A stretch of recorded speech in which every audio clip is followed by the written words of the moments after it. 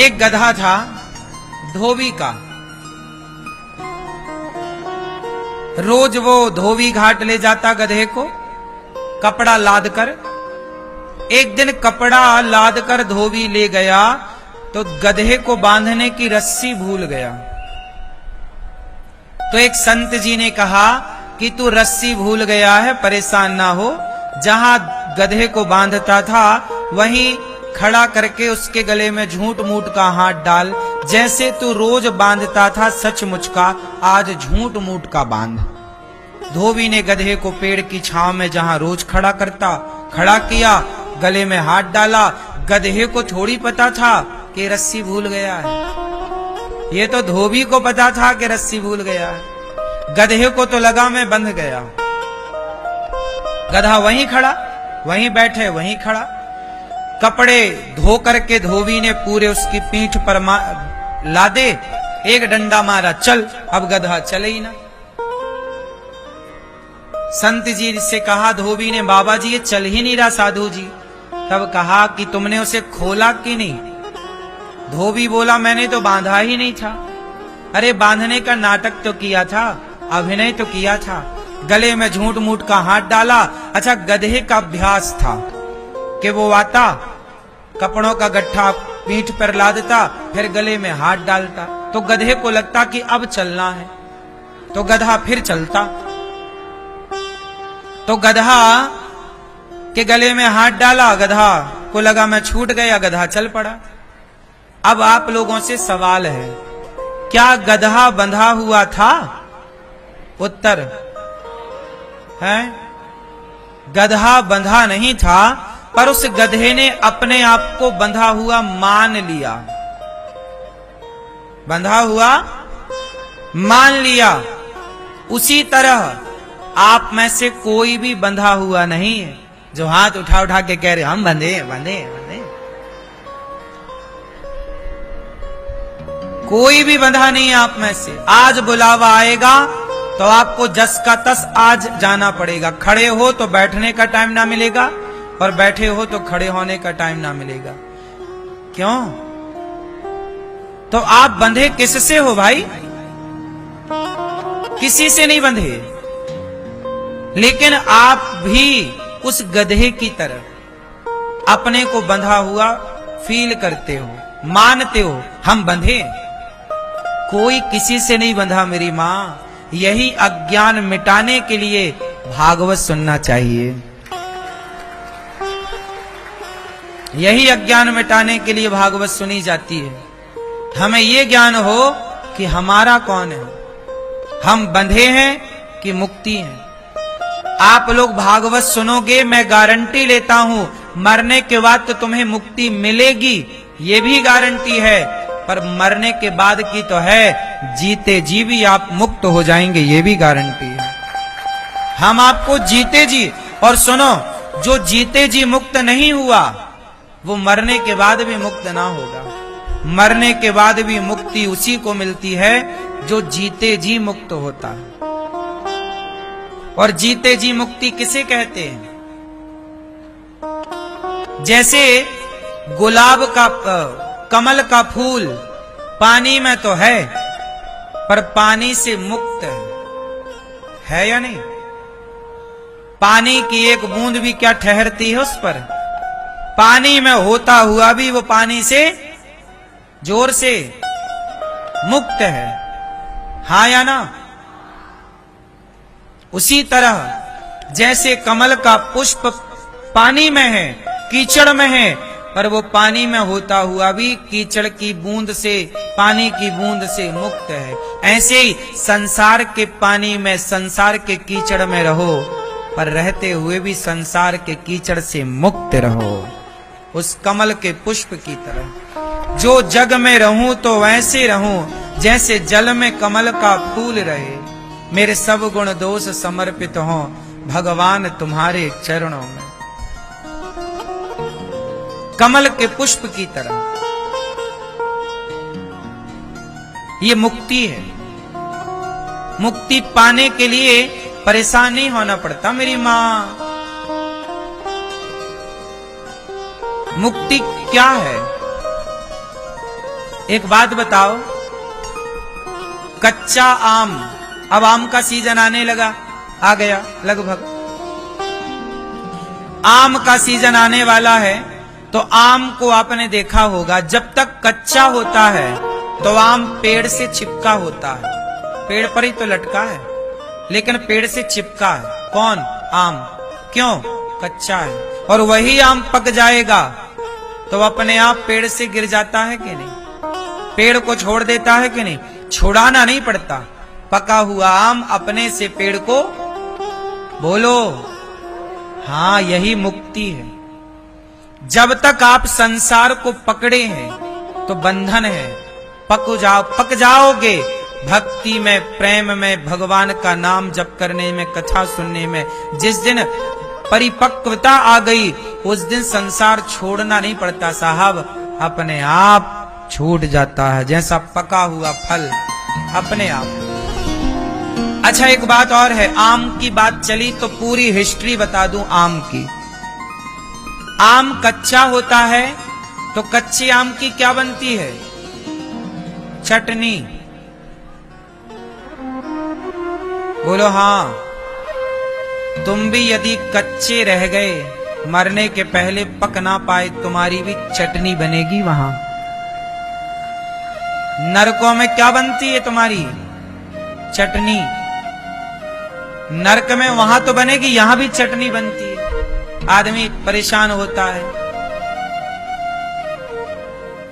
रो रहे हैं, परेशान है, पागल से हो रहे हैं, टेंशन, डिप्रेशन, चटनी तो बन रही है तुम्हारी,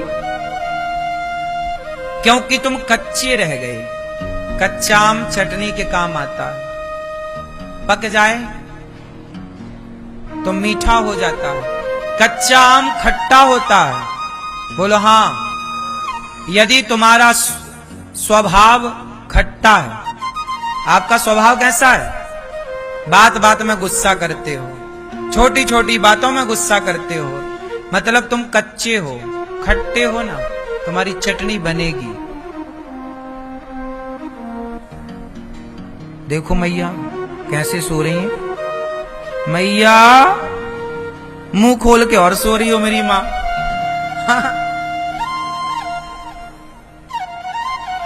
तो खट्टे आम की क्या बनती है?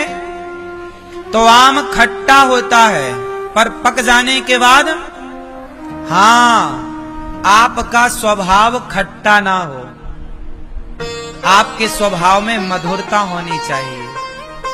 आपका स्वभाव कैसा हो? मीठा। कुछ लोगों का स्वभाव बड़ा खट्टा होता है, ऐसी बात बोलते हैं कि हृदय फट जाता है, घाव हो जाता है। खट्टा ना, मीठा। बोलो यदि पहले तुम तौलो फिर मुख को खोला करना। बोलने के पहले थोड़ा विचार करना चाहिए कि आप क्या बोल रहे हैं। आप बोलकर शायद भूल जाएंगे, पर जिसको बोला गया है वो ना भूलेगा। इसलिए मीठे बनो।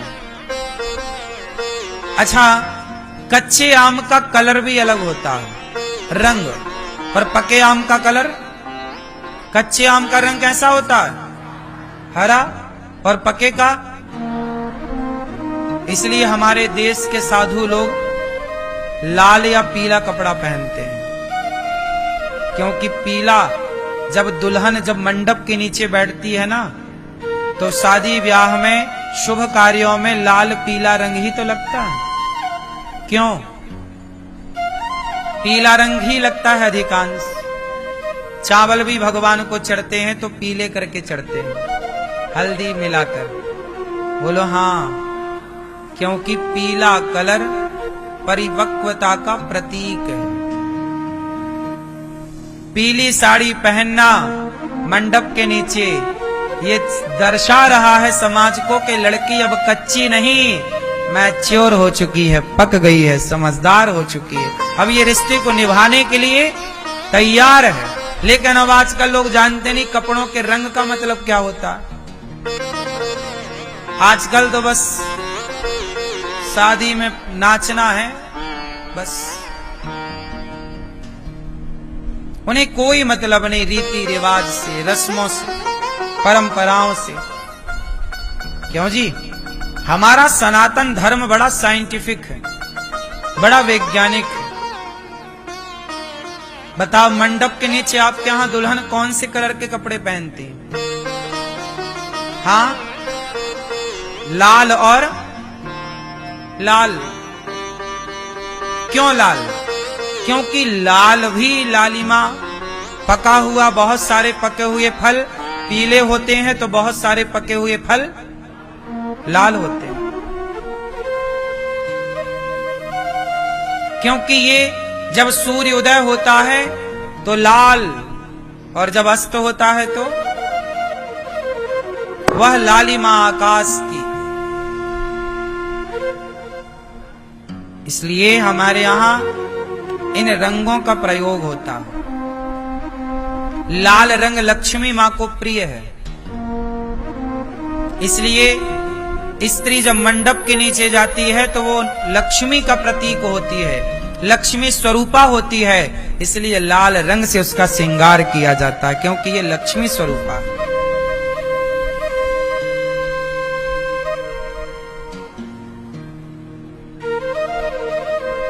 प्रिय भक्तों, तो आप लोग बंधे हुए हैं कि मुक्त हैं? जोर से लो, कितने लोग मुक्त हैं? देखो भैया, लोग कहते ना भागवत सुनने से क्या होता है। अभी थोड़ी देर पहले आप लोग कह रहे थे हम बंधे हैं, अब कह रहे हो मुक्त हो। मिल गई ना मुक्ति भागवत जी से, यही मुक्ति है। आप ही अभी कह रहे थे हम बंधे हैं और अभी आप ही कह रहे हैं हम मुक्ति हो गई। मुक्ति ये देखो भागवत जी, ये है तुरंत आपके अज्ञान का चक्षु बंद करके ज्ञान के चक्षु खोल देती है। बंधन किसी का नहीं, सब मुक्त है। गधा बंधा नहीं था, बंधा हुआ समझ रहा था। ऐसे आप किसी से नहीं बंधे, कोई नहीं बंधा सृष्टि पर सबने अपने को बंधा हुआ मान लिया है। तो अब कितने लोग अपने आप को मुक्त मानेंगे? तो यह है मुक्ति। और जरूरी नहीं है कि मुक्ति मरने के बाद हो, जीते जी मुक्त हो जाओ सबसे। एक टाइम बाद 50, 55, 60 साल के आप हो गए तो बेटों की जिम्मेदारी से मुक्त हो जाओ, बेटी की जिम्मेदारी से मुक्त हो जाओ।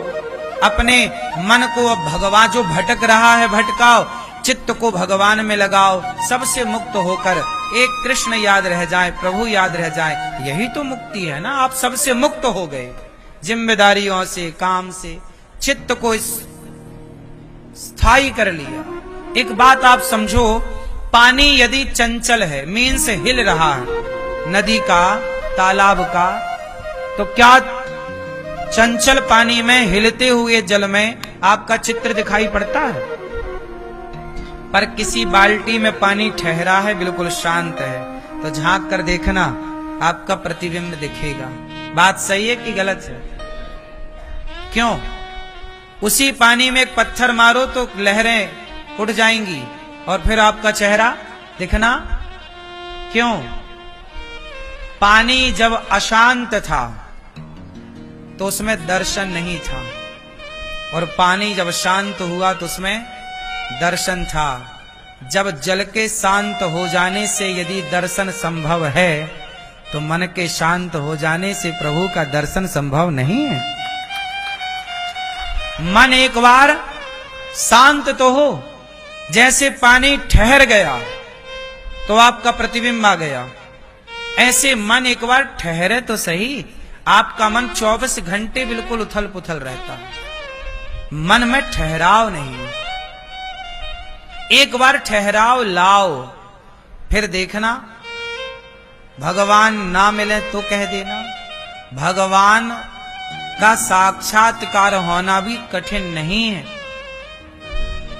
अर्चा रूप में तो प्रभु प्राप्त हैं मंदिरों में, माता पिता के रूप में तो भगवान प्राप्त हैं, लेकिन यदि भगवान से बात करनी है, आपको भगवान से मिलना है, बात करनी है, तो बात भी कर सकते हैं भगवान से, पर उसके लिए क्या चाहिए?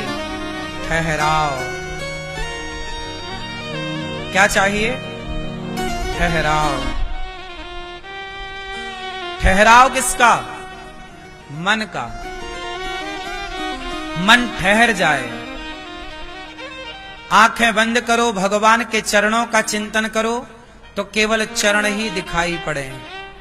भगवान की आंखों का दर्शन करो तो भगवान की आंखें ही दिखें। भगवान कितने सुंदर हैं, मुखमंडल का दर्शन करो, भगवान के बाल कितने सुंदर, माथे पर मुकुट कितना सुंदर, माथे पर तिलक कितना सुंदर, भगवान की आंखें कितनी सुंदर, भगवान की मुस्कान कितनी सुंदर। जरा लक्ष्मी नारायण भगवान को गौर से देखो, एक एक अंग पर ठहरो। आंखों को देखो तो ठहर कर आंखों से आंखें मिलाओ। मुस्कान देखो तो उस मुस्कान पर ठहरो। वो ठहराव नहीं है ना लोगों के पास, ठहराव की कमी है, लोग ठहरते नहीं है। आजकल तो और रील का जमाना है, 10 सेकंड बाद खिसकती है, हर 10 सेकंड। ठहराव खत्म हो गया। पहले ठहराव था, सारी जिंदगी लोग ठहरते थे, एक मंत्र में ठहरते। मेरा मंत्र, मेरे गुरुजी ने जो मंत्र दिया, मैं उस मंत्र में ठहर गया, उस मंत्र का ही जाप कर रहा हूं। ये ठहराव है। दूसरे मंत्र के बारे में सोचता भी नहीं, मेरा मंत्र पर्याप्त है। लेकिन लोगों का आज ये वाला मंत्र जपेंगे, कल वो वाला मंत्र जपेंगे, परसों वो वाला मंत्र जपेंगे, नरसों वो वाला। ठहराव नहीं है। तो ठहराव के बिना कोई भी सिद्धि नहीं होती ना। बात समझ रहे हैं? आज आपने मसालों का बिजनेस कर लिया, कल जूता चप्पल का बिजनेस कर लो, परसों फिर सीमेंट बेचने लग जाओ, फिर सरिया बेचने लग जाओ, क्या कर पाओगे? कुछ ना कर पाओगे। इसलिए पहले एक में ठहराव लाओ, एक में ठहरो, एक को सफल बनाओ। हर जगह व्यापार हो, भक्ति हो, मंत्र का जाप हो, सब में क्या चाहिए? बोलो। ठहराव मतलब सब्र। ठहराव मतलब जोर से सब्र। सब्र। भगवान में हो श्रद्धा और मन में हो सब्र, ठहराव। एक मंत्र में ठहरो। हनुमान जी ठहर गए। श्री राम जय जय राम। नारद जी ने मंत्र दिया ध्रुव जी को, ओम नमो भगवते वासुदेवाय।